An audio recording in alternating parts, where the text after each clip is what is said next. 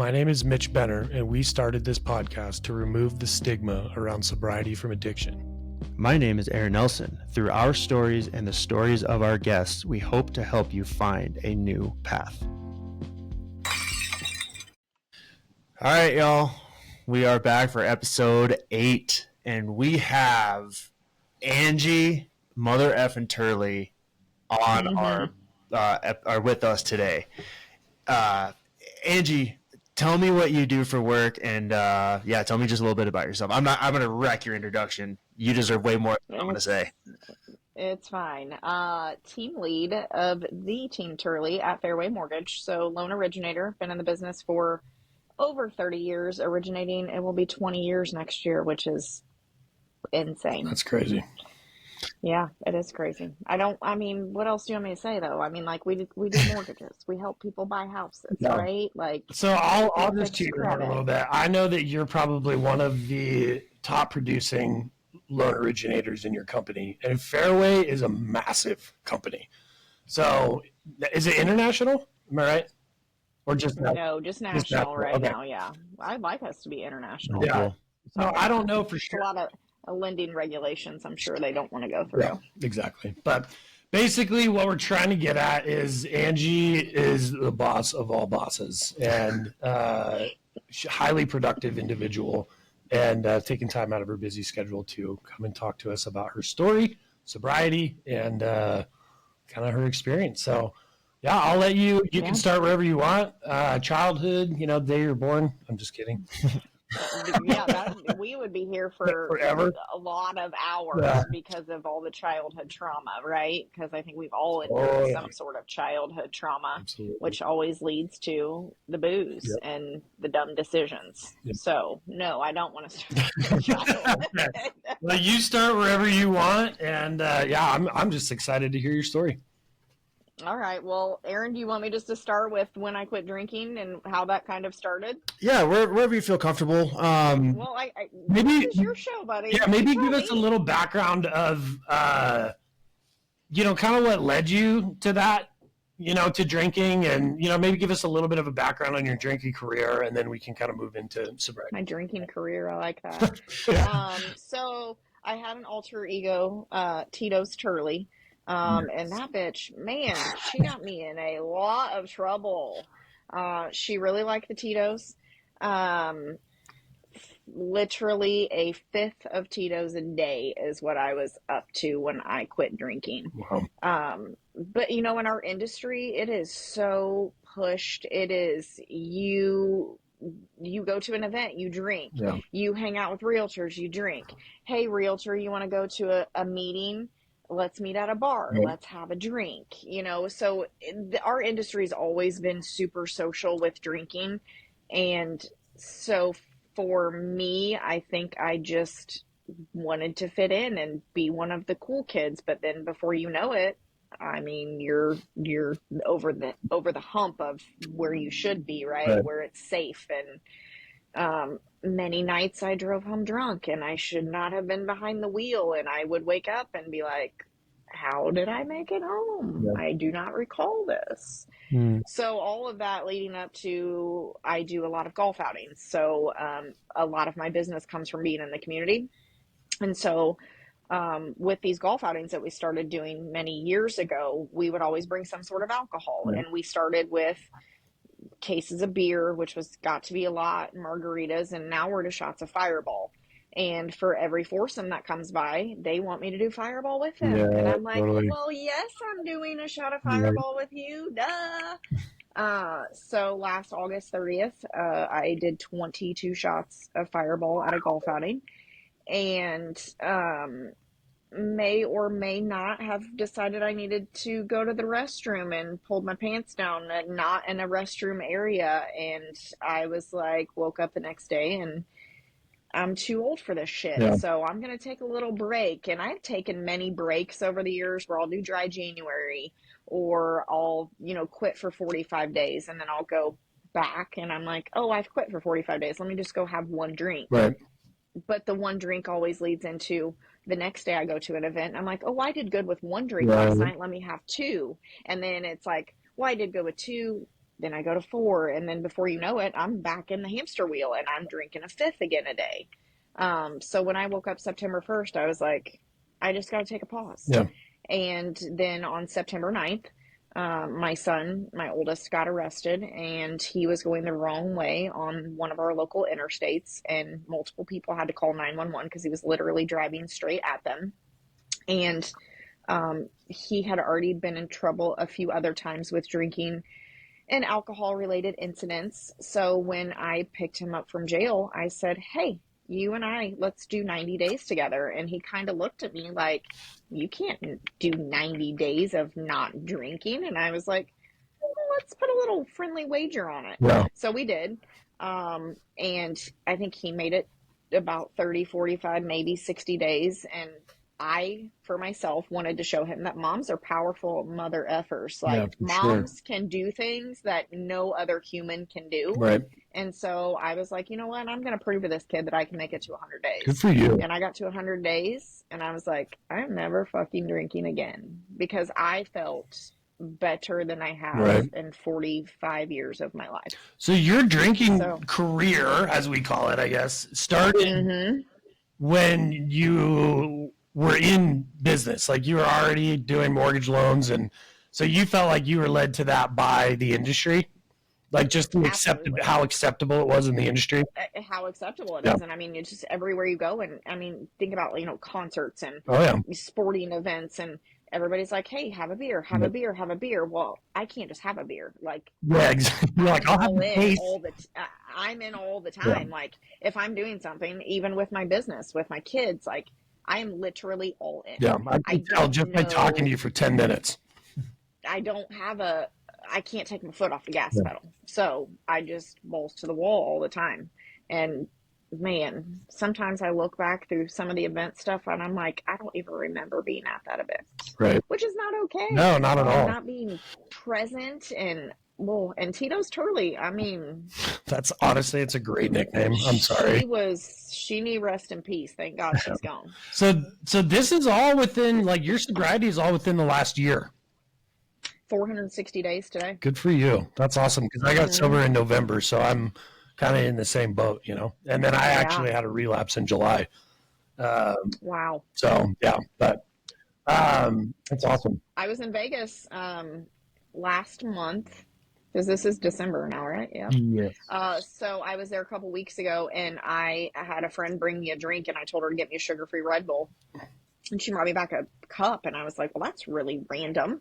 I've been drinking Red Bull out of a can the whole time I've been in the casino. Yeah. And I took a swig of that thing, and it had vodka, and I spit it out everywhere. Really? And I was so thankful that it didn't taste good. Did that give you a panic attack? That drink 60 days ago. Yeah. Did that give you a panic attack at all?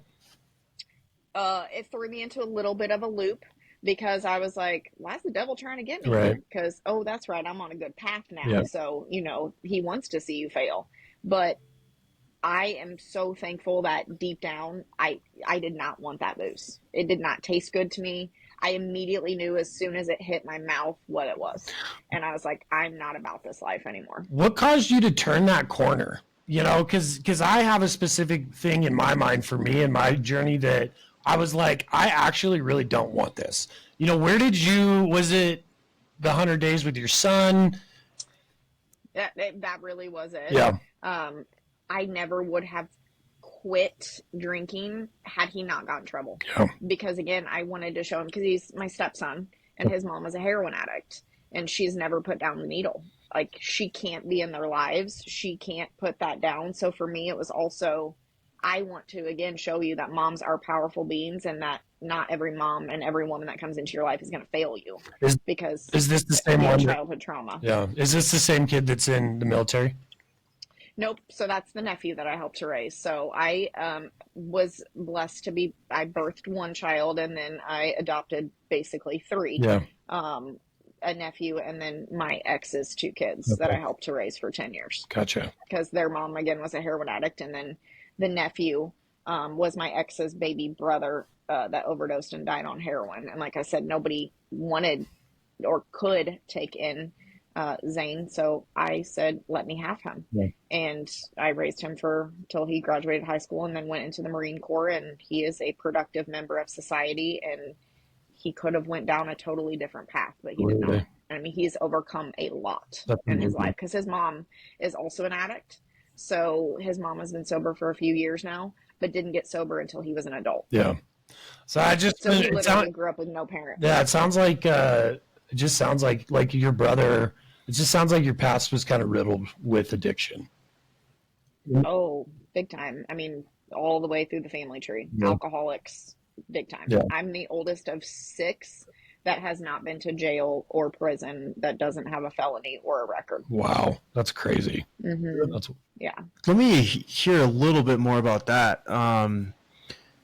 It just from your experience in like high school or growing up, how prevalent was alcohol in the house? My mom was an alcoholic until I basically graduated high school, and it was traumatic growing up because I got my first job when I was 14, and I was an adult before I should have been an adult, and I told myself when I was in high school that I would never live the way that we did. right. And my mom has been married a few times, and I also told myself that I will be able to take care of myself and not ever have to rely on anyone in my life but myself to take care of myself. So I've always been just a hustler. Yeah. But the addiction, I mean, it runs rampant through both sides of my family. Dude, I heard something today that if you have it in your history, your family history, you're 40 times more likely To struggle with it. to have an issue yourself. Well, you got to think about it. Yeah. It's genetic. Yeah. And if you're classifying this as an actual disease, which they do, you're genetically disposed to it or predisposed to it. Mm-hmm. So Yeah, Yeah. and that's scary. it is. And most alcoholics I talk to, it's funny. It's very black and white. It's either there was none of it in the house as a kid or it was all over the place. Yeah. I grew up in a household that my parents did not drink until I was probably 18. Wow. Yeah. But you didn't drink in high school. No, not really. We drank once, but I mean, my parents got mad at us for it. Like, we got in trouble for it. So we had to hide it. And I was in a relationship with a girl, and we were super involved in our church. And so we just weren't making those decisions. It hadn't become a part of our life yet. But yeah, my parents didn't start until I was late. But my grandfather on my mom's side of the family is a mess. Just tons of addiction, alcoholism. I mean, it's probably 4 or 5 generations deep. So Yeah, that is rough. yeah, but I was just curious a little bit about your past. It just, sounds like there was quite a bit of, and that was actually what I was getting at was, because you grew up in an alcoholic household, did that ever kind of play a role in, your relationship with alcohol as an adult? I mean, I would imagine, yes.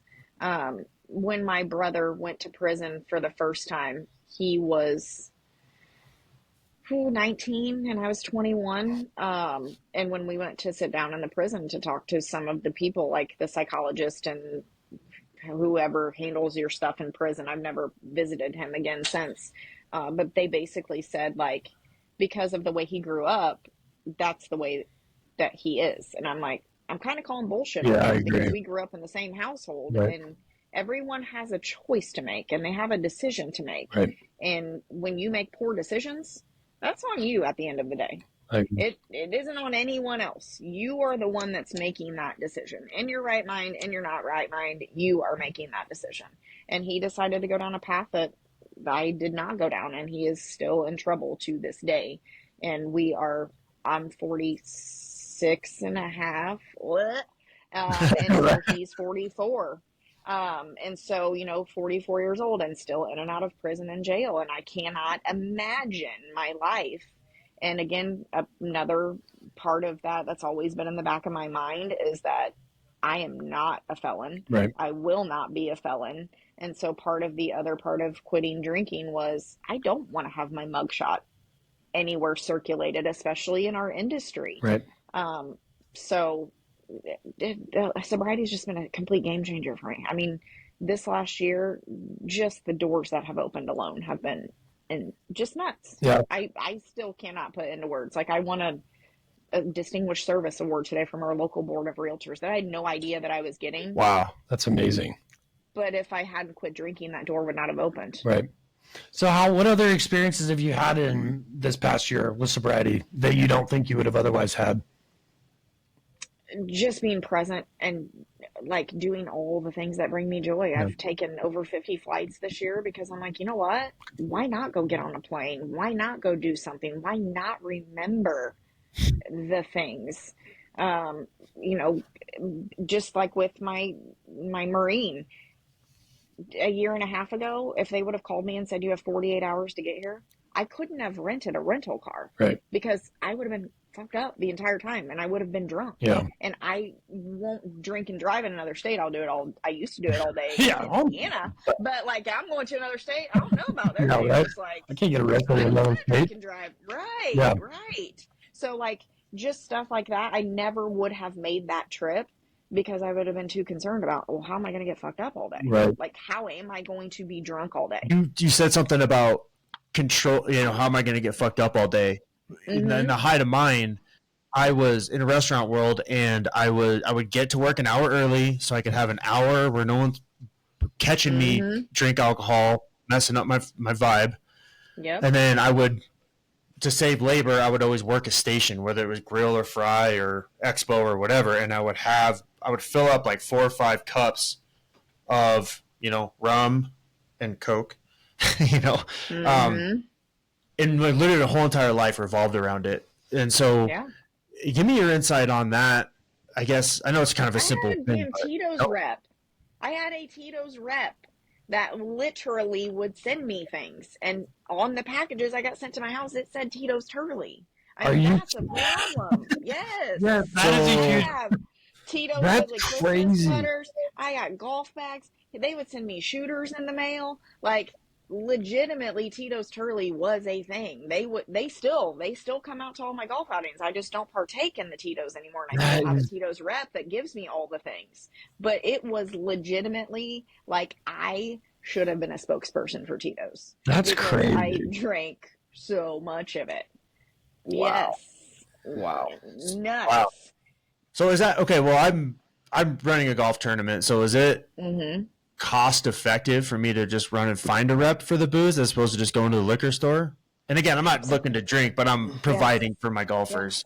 I still do the Fireball at golf outings because it's the last 5 years we've been doing Fireball, and I will pull up in the parking lot because my car has Team Turley and Fairway Mortgage on it, and people will start yelling Fireball at me. And they don't even know my name. They just start yelling Fireball because they know we're going to show up. And some people are like, do you kind of feel like what's the word I'm looking for, where you're doing something, but you're doing something else? My brain is like 46 years old. A fraud? Almost? Almost. But that's like the wrong kind of word. Your identity? I know what you're talking about. It's like... It will come to me eventually, but basically, like, you're going to be sober, but you're going to hand out booze, and I'm like, right. At the end of the day, people have to want to quit drinking. I cannot force them to quit drinking. If they don't take a shot of Fireball, I'm not going to be up their asses and say, why are you not taking a shot of Fireball? Like, that is your choice. But we're still going to offer it because people love it. And that's the thing. Like, and your business is one thing, right? Like, and this goes back into what you were talking about at the beginning, where everybody is accountable for their own choices. Absolutely. And I think that is a huge missed topic in I'm a millennial, I'm 38, in our generation. And it's just like, I think you just called me old, by the way, and I will, when I come to Colorado next time, smack you for that. I kind of did, dude. I'm the worst. I will admit, I'm the worst at this shit when it comes to age and women. I'm really not good at it. Okay. So you can slap me all you want. So I'm just slightly younger than you. Just slightly. Slightly. Is that a little bit better? I think you got a decade on you. We're just going to move on. But I kind of actually derailed my train of thought there. I know. I did that too. My bad. No, you're Millennials. I talking just was about saying, like, Fireball. I think our generation, like, we've been given a lot, right? Like, our parents were successful, and a lot of people in our generation, like, we just had things handed to us, and maybe not everybody is that way, but I think in a general standpoint, I think it's safe to kind of lump that age group together, and it's crazy to me how someone can make decisions like that and then blame other people for it. Which Absolutely. I did for the longest time, and it was always my wife's fault. It was always, well, if you didn't talk to me like that, then this explosion wouldn't happen. And it was just never taking accountability for the For decision. your own actions and your decisions. Absolutely. And Yeah, and then until, oh, sorry, go ahead, Bubba. I was going to say, in the second that you do it and you admit all the shit that you've been hiding for so long, it's like freedom, man. That is the definition of freedom. It really is. People always ask me, they're like, you just quit cold turkey? And I was like, yeah, because I decided that I was legitimately done, and I did not do AA. Nothing against AA, but I did get into some therapy, and I have a business coach, and she's amazing, and she has been walking me through this path and this journey. Her husband's 22 years sober, so I had a good advocate in him. And I've never worked at a mortgage company that encourages not drinking either. Because again, we talk about the industry, and all of our industry parties revolve around alcohol. Even our own fairway ones do a lot of times. But now that people like myself, because I have a big mouth, if you can't tell, and I don't have a filter, like, I'm now advocating, why don't we have non-alcoholic drinks? Why are we not helping these people that want to, like, I went off on airlines the last 2 times I was on flights in the last few days. I'm like, okay, great, you guys have Coke, Diet Coke, Sprite, and a bunch of fucking booze. What about like Red Bull or Monsters, or something that's non-alcoholic that has some energy but doesn't have 900 calories in it? Because the other thing, I've also lost a ton of weight. I hired a health coach in 21. That's a whole nother side topic. But one of the things my doctor told me was, you lost all this weight and you're still drinking, and are you really healthy? But advocating for non-alcoholic stuff, I'm doing it everywhere I go now. I'm like, why are you being that way? And I've been able to change minds of some people of, you don't have to have a drink to have fun. That's a big thing that we're and thank you for bringing that up. We're really trying to normalize sobriety, and that it's not weird. Nowadays, well, we're recording this in December. This episode won't come out until February, but what do you do at events or networking events or restaurants or parties or whatever? Is the not drinking thing, I know the not drinking thing is weird for you, but how do you handle those questions? Well, let's go do a shot. Come on. Well, when I first started, because let's be real, nobody wants to say out loud, like, I'm going to quit drinking, because I said it a lot and then I failed, and I never stopped drinking. So for me, it was, when I quit drinking September 1st of 2023, I'm not telling anybody except for my immediately close friends and family of, I was taking a 30-day break.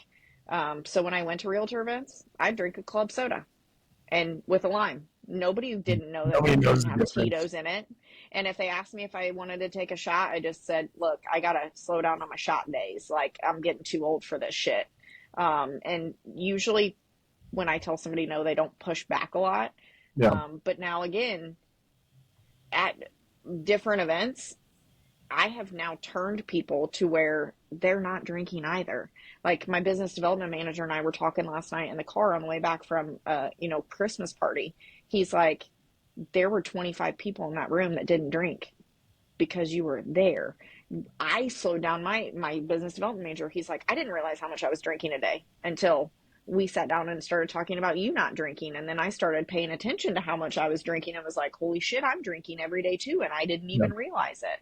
And so just telling my story has been a big blessing for a lot of people.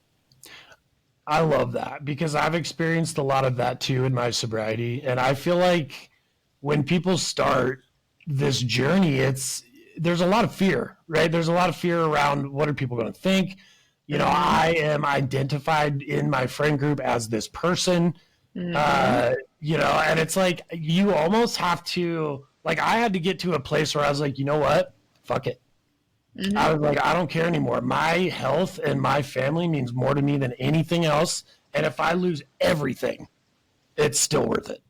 Absolutely. And I had to take that mindset, you know? Well, that's what we're doing here. What was family's reaction, family's friends, when you were able to vocalize it? I'm sober. I'm done. Fuck that shit. What was their reaction to you? You know, it depends on the family member and the friend. I did lose some friends because of it, because that's all we fucking did. We literally every time we met, we just got fucked up together. And that's okay, because, you know, God always says they're here for a reason or a season. And it's okay if it's one or the other or both, or, you know, if they have to leave, they have to leave, and I'm okay with it. But like, I started my own vagina only club 5, 6, 7 years ago, that there are small business women in our county that we all get together. We play cards at my house. I was always, again, Tito's Turley. That bitch got me in a lot of trouble. But I host at my house. And the reason I hosted at my house, so you didn't have to drive. And I don't drive anywhere. And now we're going and doing things. And we're going to other people's houses. And nobody in our group gets fucked up anymore. We go on a cruise, and besides my 21-year-old daughters, they're the only ones that buy the drink package now. And there's 10 of us that go on this cruise, because everybody's like, well, Angie's not drinking. They felt like they had a drink just to keep up with me. So, how does that make you feel? I mean, shitty and great, because it was like, well, fuck, I didn't know you guys were drinking because I was drinking. Like, what the fuck? Like, you guys, again, are your own humans. I was making the choice to drink every day. That didn't mean you had to drink with me.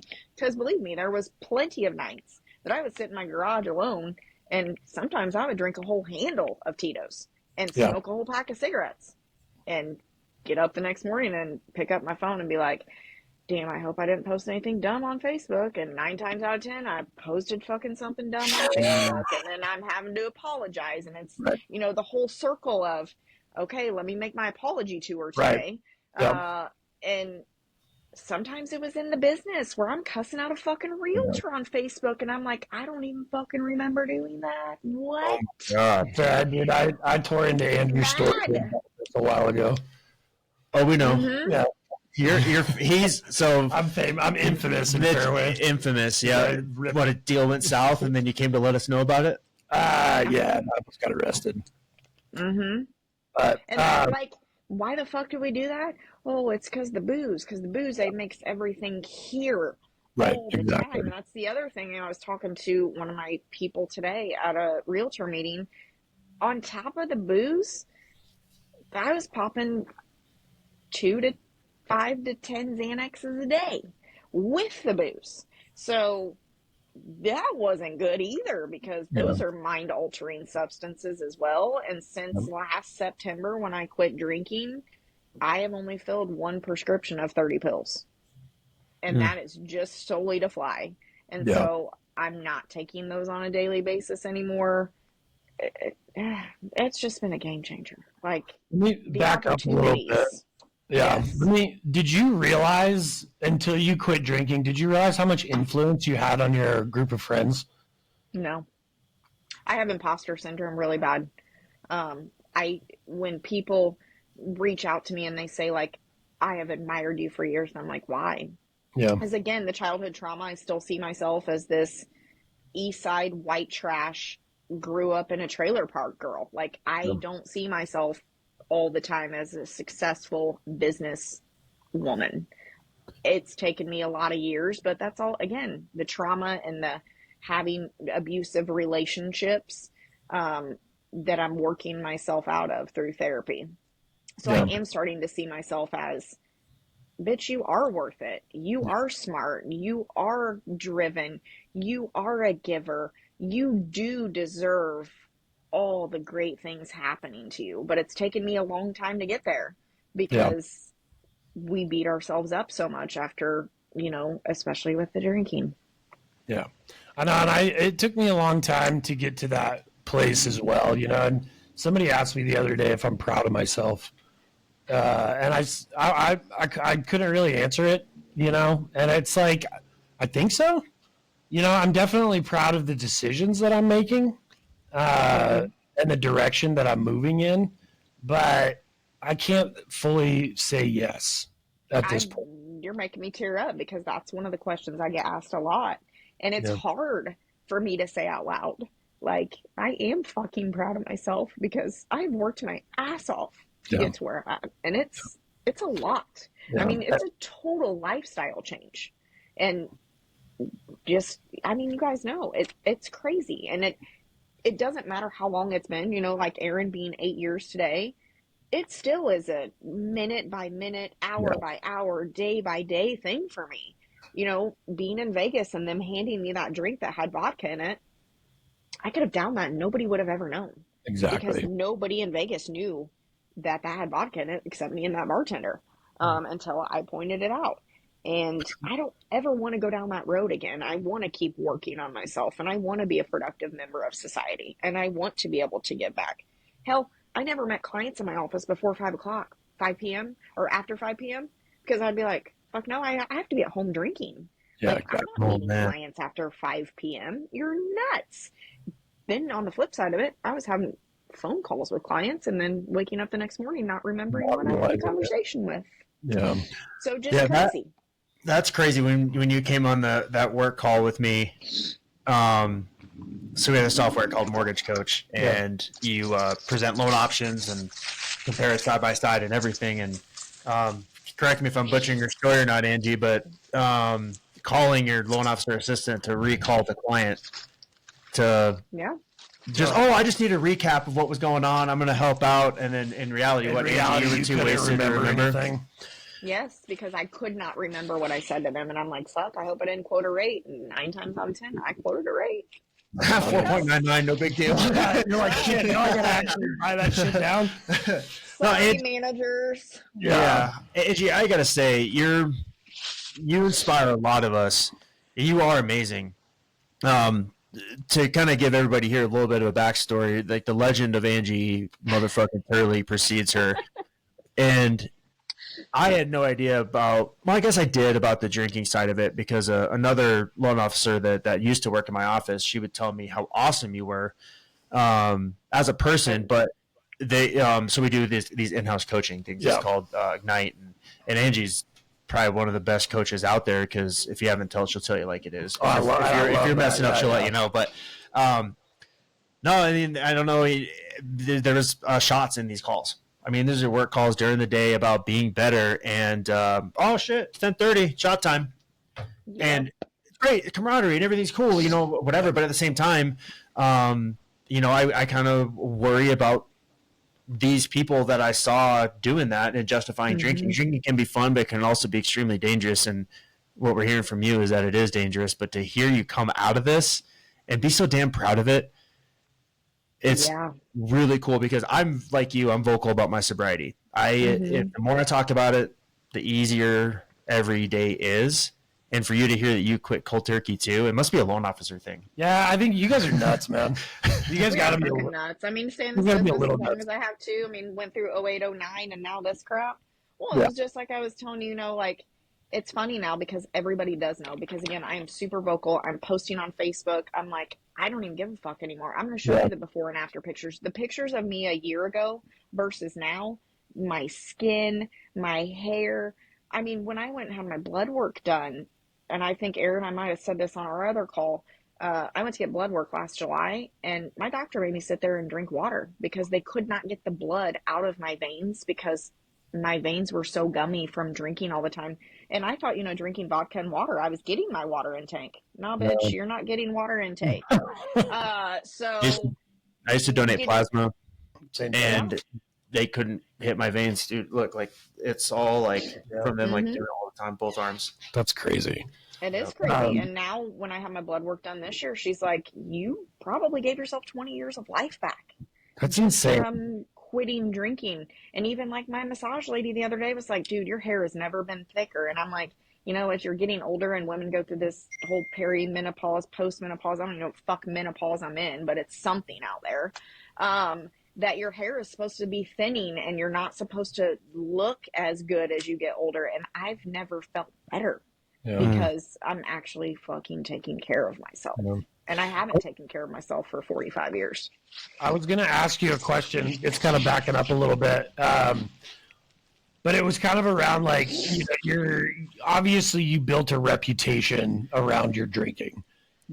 And then, now it's like you're shouting it from a rooftop that you're sober. So it's almost like you re-identify or like you kind of rebrand yourself. Yeah, exactly. Mm-hmm. And so do people see you that way now? It's like sober Angie? Oh, yeah. Before we talked about that, before we started recording, those firefighters messaging me saying, hey, we've got this event at 7 tonight. The very first sentence, which if I wasn't on my phone, I would read it to you, but paraphrasing was, I know you don't drink anymore, but we're meeting at a bar tonight with all of our, firefighters and their spouses and the kids that are over 21. We would love to have you join us if you're comfortable. That's awesome. Now people not only they're being respectful of it too. Like, if you don't want to meet us in a bar, like, you don't have to meet us in a bar, but like going in a bar, it doesn't even bother me. Yeah. Like, I love to gamble still. Like, put me in a bar with some pull tabs and they have Red Bull. I'm sold. Let's go. Yeah. How's business now? I know you were a monster before, but how about now? Well, so I just had gotten a message, not even in the last 2 weeks, of a realtor saying to me, if I saw your name on an RSVP list, I just wouldn't go because you were such a bitch when you were drinking that I didn't want to be around you. She's like, you were loud, you were obnoxious. She's like, I did not like Tito's Turley because it literally, Tito's Turley was a hashtag. It was, she should have had her own Facebook page for all the shit she did. But she's crazy. Like, the last year I've been watching you and I've been watching you from afar and I actually like the person you're becoming. And I want to do business with the person you're becoming. And so that has been a game changer for me. But I've also realized there was a lot of people that I was working with that were not good people. They're not core values that I have. And so I've let, again, some of those people go too. And now I pick the realtors I want to work with. I pick the business partners I want to work with. They have to fit in our core values or we're just not going to do business with them anymore. I don't have to work with everyone. Everyone does not have to work with me. Right. And I'm okay with that. That's a good place to blow you up. Have you ever had a realtor come to you and try to get business and say, I'm sorry, has a lender ever come to you and ask for business but sat down and be like, I want to interview you to see if you're a person I want to do business with? Would that freak you out? No, I would love that. Wow. I honestly, because I'm in the same boat, right? Like, I don't know. Like, I was told recently by somebody I think has a good marketing presence in Northern Colorado, like, you need to marry your sobriety to real estate. And I've thought a lot about it, and I was hesitant at first, but because of that, because of losing business, one, and, it's, I don't know, our business isn't in a great spot right now, but losing business and things but then I started to think about it and, it's like, do you really want to do business with those people that are going to cut you out because you're sober? Yep. Are those people you really want to be surrounded with? And I think when you actually define your core values and your belief system, and then you stick that right there on the front line and you say, this is who I am, judge me.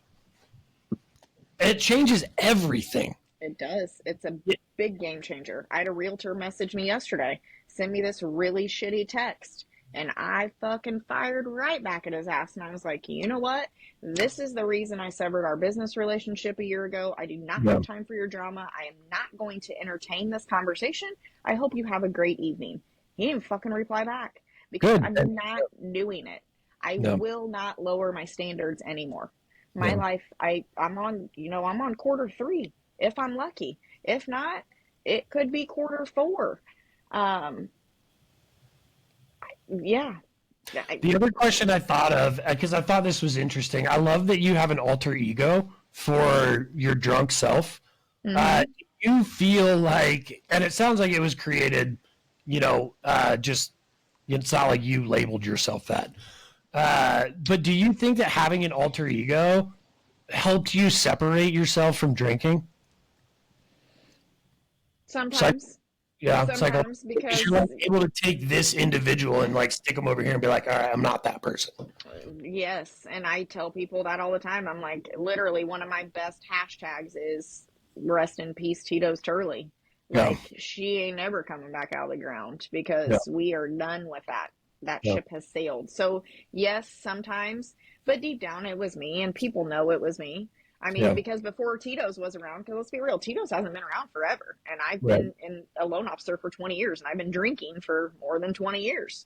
It was the Grey Goose. It was the Absolute. It was always vodka. Yeah. Not always. There was some Captain and some other things thrown in there too. But, Tito's Turley just really came about in the last Yeah. few years because it was every single day.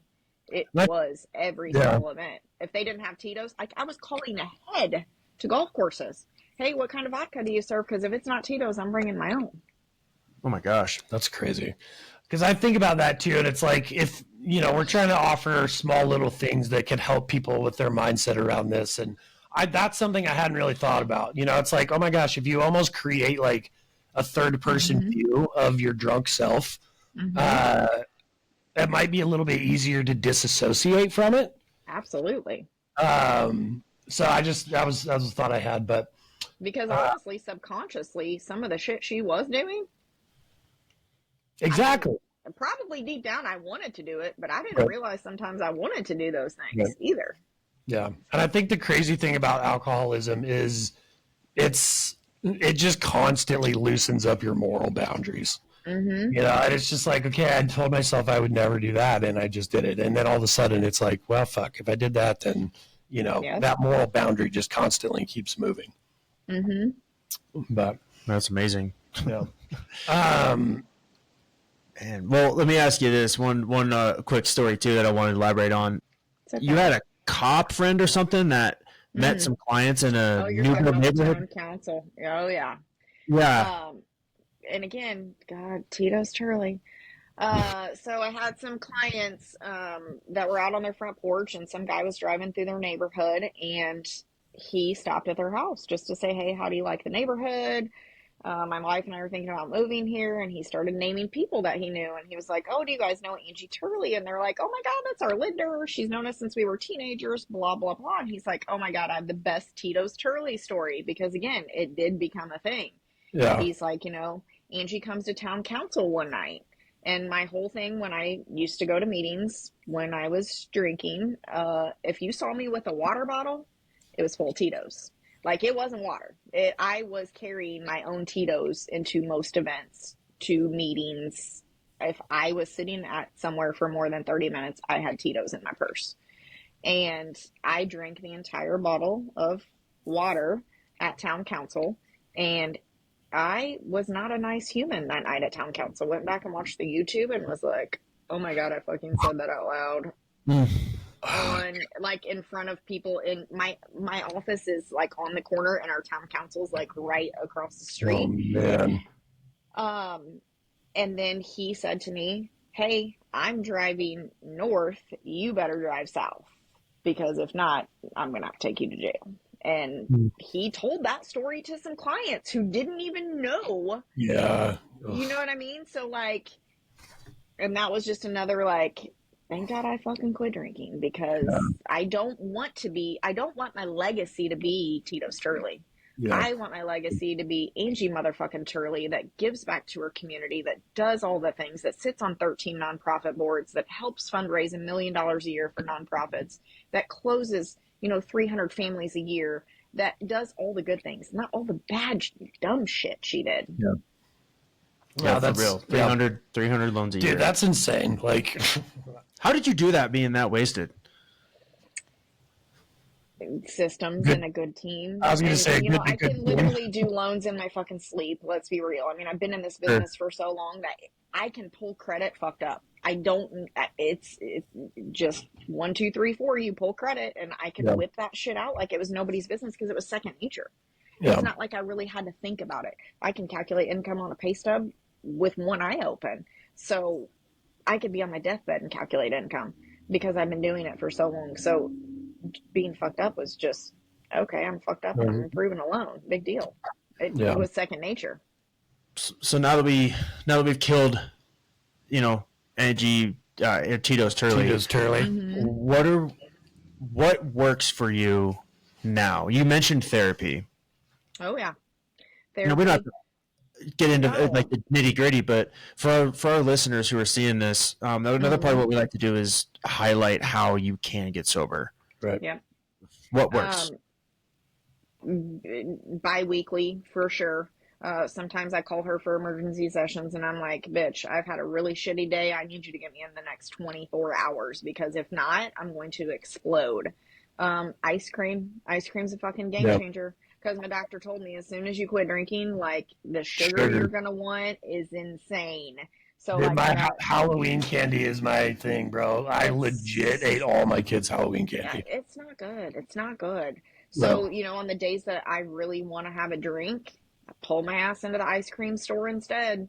And I'm like, bitch, give me a fucking pint because I'm going to go sit in my car right now and I'm going to Eat eat the this whole whole thing. motherfucking thing. And then, again, my business coach, if I call Carrie and I'm like, dude, I'm really having a shitty day, I need to talk to you. It doesn't matter what she's doing. She will get to me within the hour. That's Um, awesome. my kids, are awesome. They encourage me not to drink. They appreciate me being so much more present in their lives because before, I'd come home from having a shitty day at work and I'm just going to sit in the garage and smoke cigarettes and drink because I need a break. Yeah. How are your kids? So it sounded a little bit like some of them were still drinking and stuff like that, but how do you think your decisions have affected them? All four of them still drink. My youngest are 21, 21, 22, and then the oldest is 25. And again, I feel like sometimes you got to go through that rite of passage of Yeah, being I 21 agree. and drinking, but they have really slowed down, all of them. Yeah, Like my Marine that just came home, he's like, I haven't had a beer since September. And it's November and he's yeah, 22. And yeah, so, and then my oldest that had gotten arrested, he is now on probation for the next 2 years. So he hasn't drank since July. And yeah. this is the longest he's went without drinking since he was 16. Awesome. Um, and then the girls, they are just much more responsible. If Yeah, they're going to a totally. concert or something like that, they saw everything that their brother went through. $10,000, $25,000 is what we ended up at. 2 years probation, 2 years interlock. He almost lost his career. He's a lineman for our local electric company. He's been there for over 5 years. He's got pension. He's got 401k. Like he could have lost everything. Yeah, So they see that now and they're like, well, fuck, I'm never drinking and driving. So they now Uber a lot more. And again, they just like spending time with me more now. They're like, you're more calm. You don't yell at us for random dumb shit because my anxiety levels are so much more calm now. And some of the shit that's little shit that I would blow up over, now I'm like, fuck it. Like, yeah. it's not a big deal. And yeah, so that has been a game changer, especially for my kids. That's cool. Yeah, because that was a big motivation for me when I started. I mean, my kids are super young; they're 5 and a 3-year-old. Mm-hmm. But I definitely caused lasting damage to my daughter. I can see it when I get angry now. She gets really scared. Mm-hmm. But I brought her into that whole thing. I let her watch me fail. I let her watch me go Yeah. through rehab. And I talk to her about it now. It's like they know Daddy doesn't drink alcohol because my son Mm-hmm. says I'm allergic to it. Oh, there you go. There's nothing wrong with So that. yeah, and it's good. Like I want my kids to see me fail. Because Mm-hmm. failure it's a tool and it's something. It's a guide. It's a guide. And it's like, okay, like yeah, we fail, but when we fail, we pick ourselves back up and we keep moving. Absolutely. And so Not it's everybody just gets a yeah, fucking participation trophy either. exactly. So There um, has to be winners. There has to be losers. There I have to agree. be failures because you never learn if you don't. Exactly. Well, we had a guest on earlier. His whole thing is failure is fiction. Mm-hmm. Failing, I would say, is drinking yourself to death. Yeah. Yeah. Not learning, not getting up, not doing anything better, not having accountability. Right. Accountability is huge. So, yeah, those are all good points. Very well taken for sure. Is there anything else that you want to touch on in this episode? I mean, I feel like that was a lot in 55 minutes. Mm-hmm. But Mm-hmm. When you think back on all this whole journey right now, What makes you smile? Oh, It's a great made question. me cry again. I'm trying to make you cry as much as I can. Hopefully you don't have any more moving. I know. Just being happier every day. Yeah.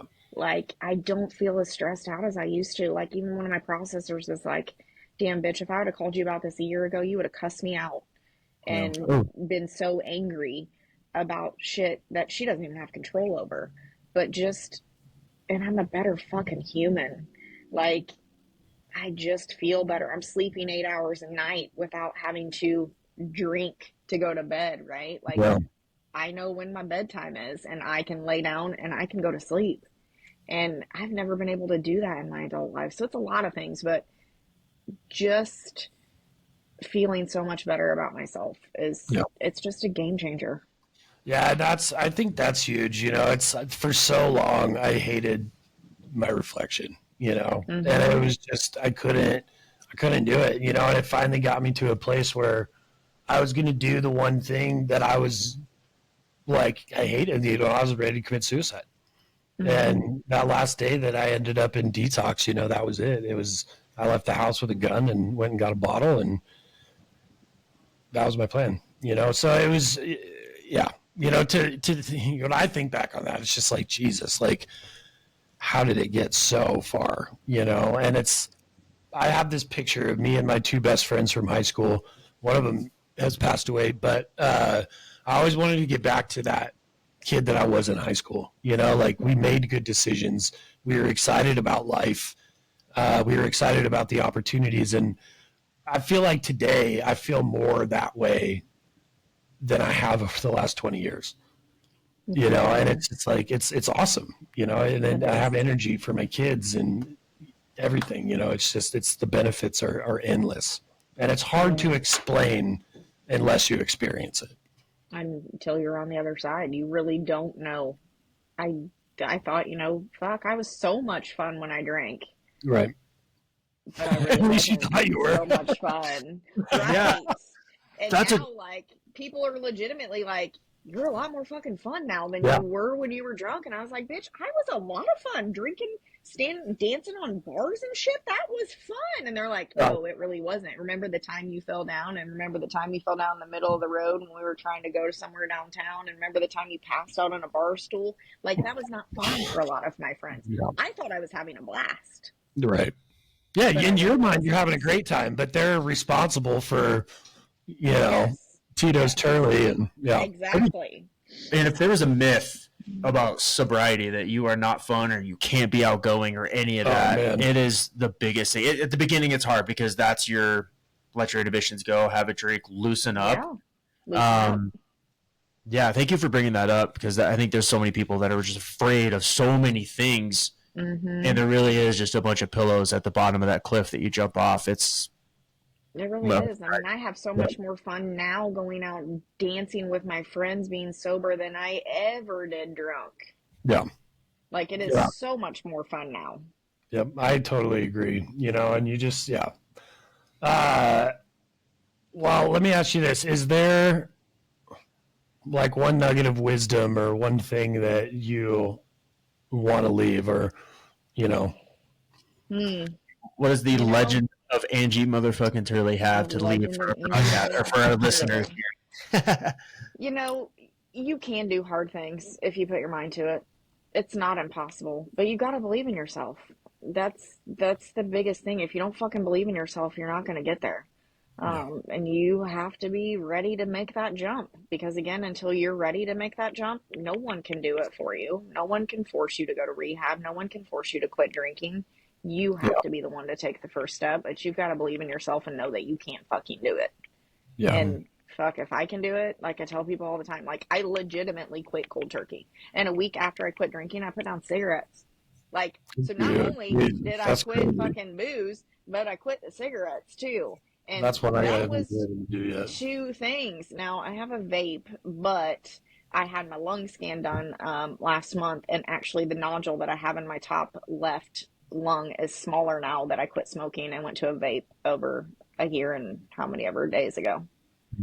That's So, good. Yeah, because I still struggle with the nicotine thing, and mhm. I don't I know. don't It know is that what I'll it is. ever be able to be rid of nicotine because it's still like my one thing.